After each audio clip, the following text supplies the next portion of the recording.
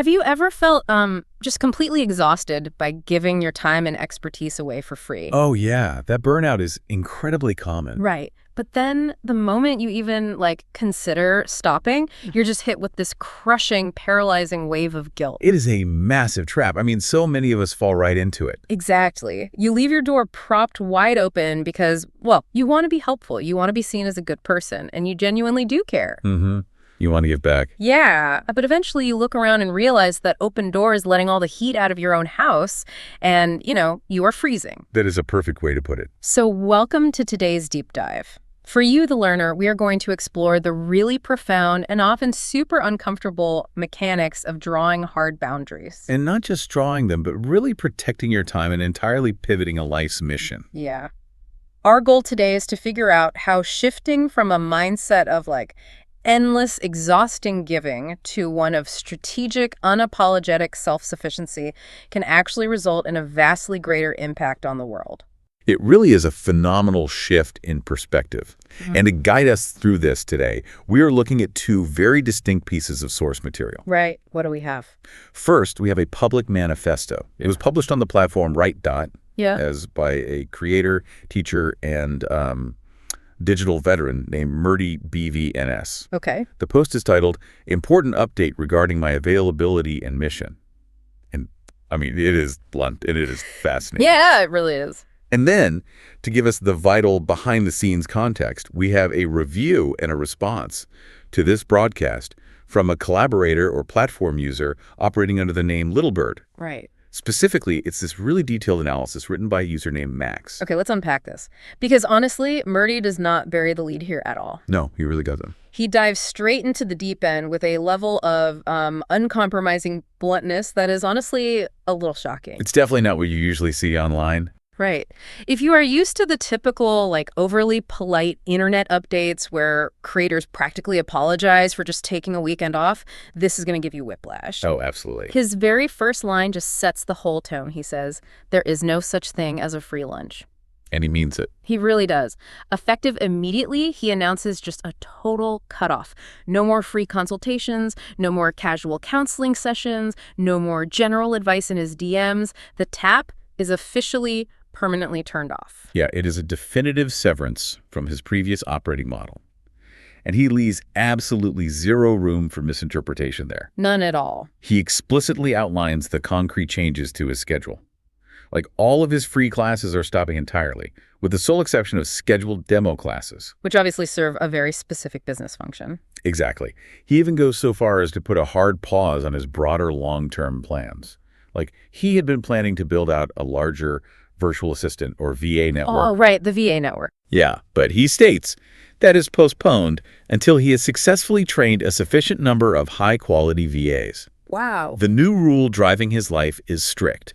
He is entirely prioritizing activities and events that generate revenue. Full stop. Okay, I have to push back a little here, or, at least play devil's advocate for a second. Sure, go for it. Because my immediate reaction to reading that was, I don't know, a lot of discomfort. Isn't this a bit harsh? It definitely reads that way at first glance. Well, think about a beloved local doctor who has lived in a neighborhood for 20 years.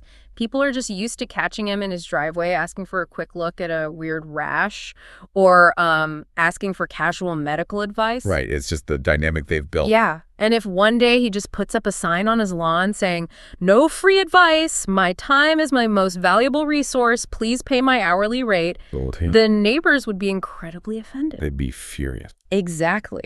When you have spent years building a reputation as a teacher and a helper, which Murty clearly has, suddenly throwing up a massive paywall like this risks alienating the exact community that helped build your platform in the first place. Well, what's fascinating here is how Max, writing as Littlebird, frames this exact tension. Because it really is the obvious critique. Right. Max reviews Murty's post, and he doesn't call it an insult. He calls it a manifesto of value. A manifesto of value. That's a strong phrase. It is. Yeah. Max points out that starting with that jarring free lunch hook is actually a highly calibrated vital filter. Okay, how so? By leading with the harshest truth, Murty immediately filters out what Max calls the window shoppers. Ah, the window shoppers. Yeah, these are the people who are perfectly happy to consume his time and energy endlessly, just as long as it costs them nothing. But they have zero real investment in the actual work or the mission. Right. It establishes, right out of the gate, that Murty's time is a finite, very precious resource. But, I mean, doesn't a filter like that naturally screen out people who genuinely need his help but simply cannot afford to pay? That is the risk, yeah. Like, you filter out the window shoppers, sure, but you also shut the door on someone who might be desperate for his guidance. And that is the tragedy of finite resources, right? It forces a really brutal prioritization. You have to triage. Yeah, that makes sense. If you keep the door open for the one person who genuinely needs free help, you also let in the 99 window shoppers who will just bleed your calendar dry. Wow, yeah. An open-door policy only works if the people walking through it respect the space. When you are trying to execute something monumental, the casual consumers will unknowingly drain the very energy required to build the thing that helps the most people. The thing that helps the most people. Right. Murty realized that protecting his time isn't an act of hostility toward his community.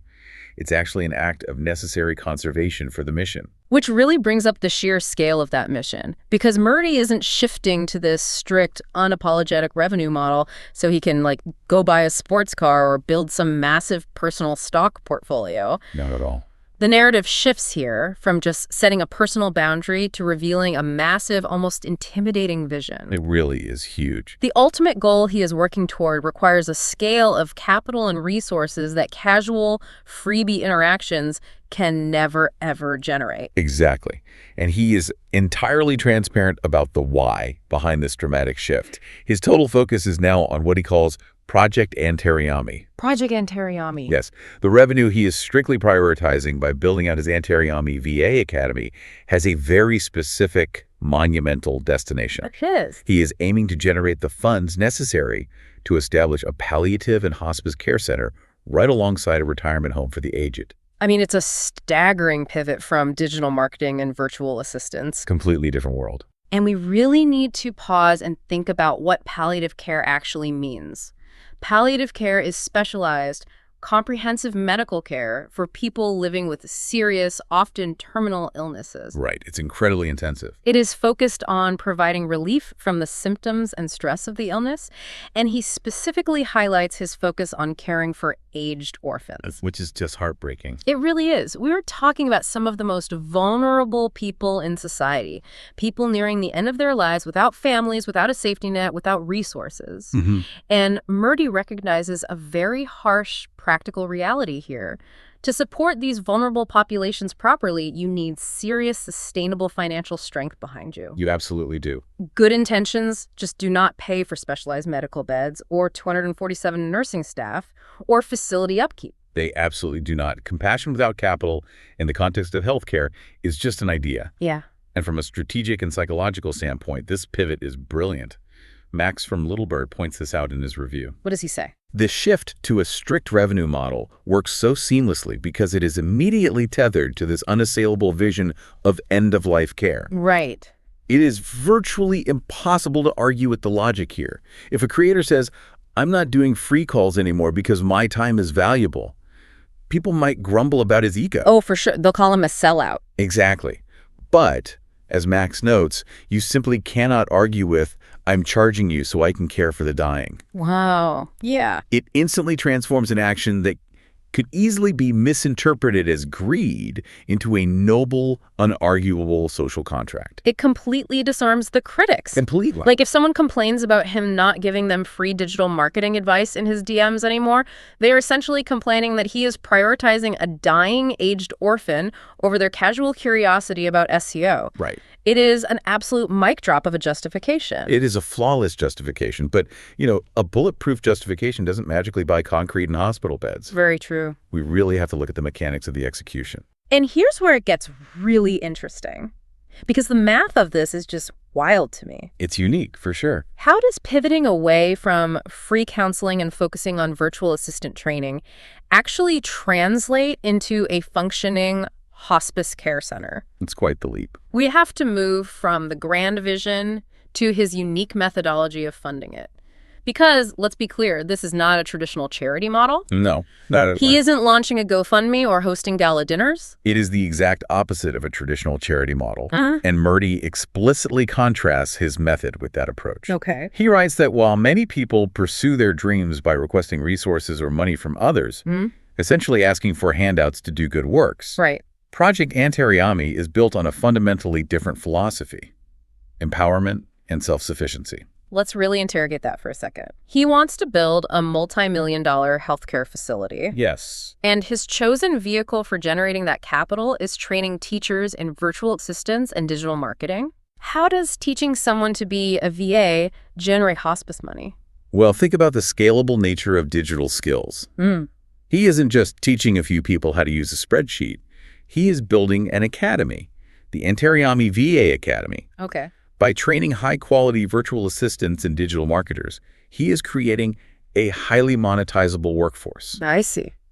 The revenues generated by this academy, whether that is through tuition or perhaps operating an agency model where these trained VAs provide high-ticket services to global clients and the academy takes a margin. Right. All of that flows directly into the capital fund for the hospice. Okay, I see the engine now. It is a dual impact model. Exactly. He isn't just asking wealthy donors for a check, which, leaves the donor a little poorer and the charity constantly begging. Right, the traditional loop. He brings in people who need financial stability, trains them in highly marketable digital skills, and empowers them. They aren't relying on charity. They are earning their way, gaining self-esteem, and a livelihood in the modern digital economy. And the profits from that educational and service engine build the physical infrastructure for the retirement home. He is building a legacy of physical care on a foundation of digital empowerment. And Max from Little Bird makes a crucial connection regarding this specific methodology. What's that? He points out that this empowerment over charity model aligns perfectly with what Max describes as Murty's monster work ethic and his 25 years of experience in teaching. A monster work ethic. Yeah. He isn't stepping outside of his wheelhouse to become a professional fundraiser.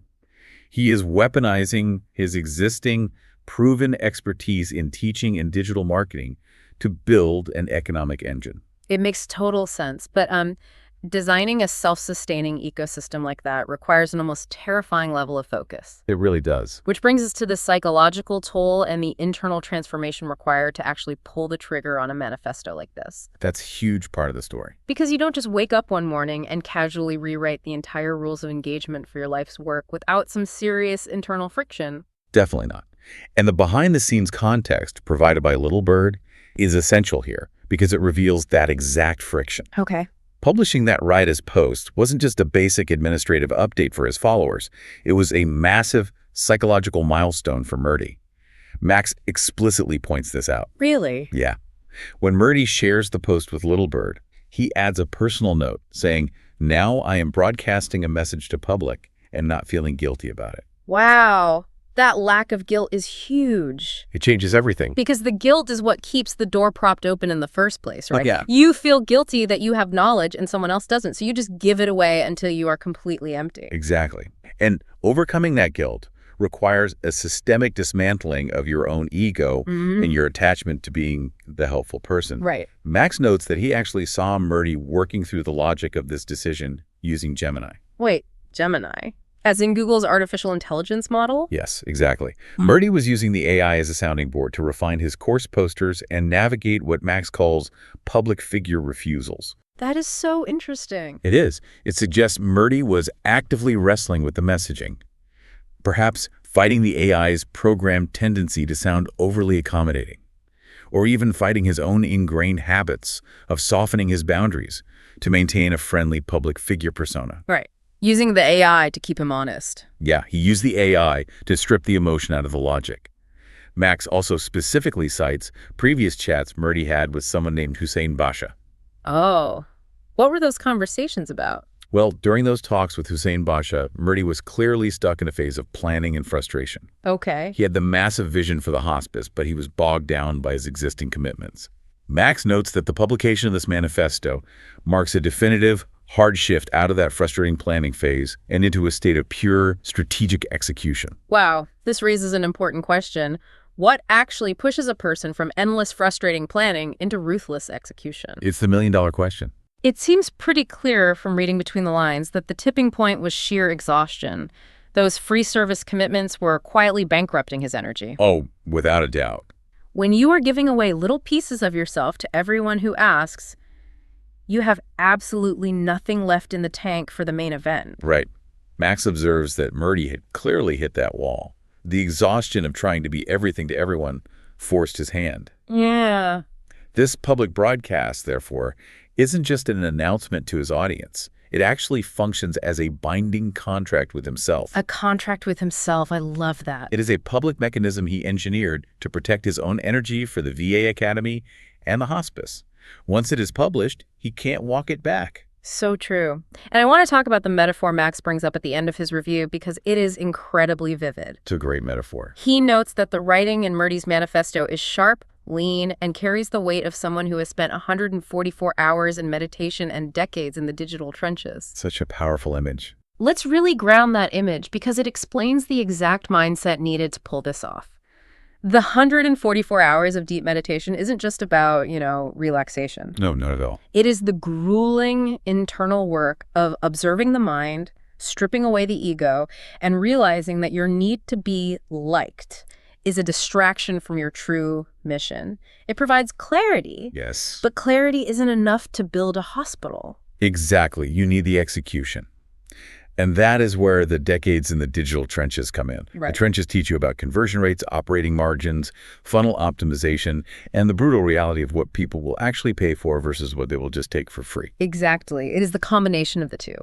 The meditation gives him the steady, unshakable hand, and the decades of digital business experience give him the sharp scalpel. Mm-hmm. The final result is this unapologetic manifesto. It's a highly optimized tool designed to cut away all the noise, but when you swing a tool like that, it creates collateral damage. Oh. Max wonders aloud about the ripple effects of this uncompromising stance.